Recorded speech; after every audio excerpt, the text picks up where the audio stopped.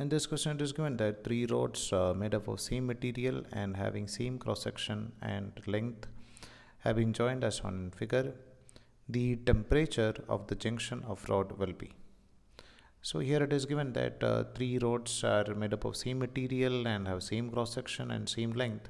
So we can take it as the resistance of each and every part is same.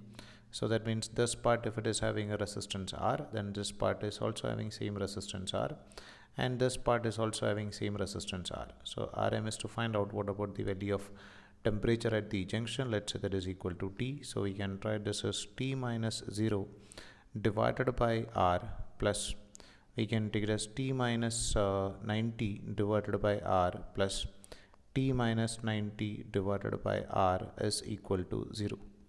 So we can write, if we are taking R as LCM, it will cancel with 0. So the remaining thing is we can write T plus T plus T, which is equal to, this is 3T is equal to 90 plus 90, which we can take it as 180. So the value of T will be equal to nothing but 60. So the temperature of junction will be equal to 60.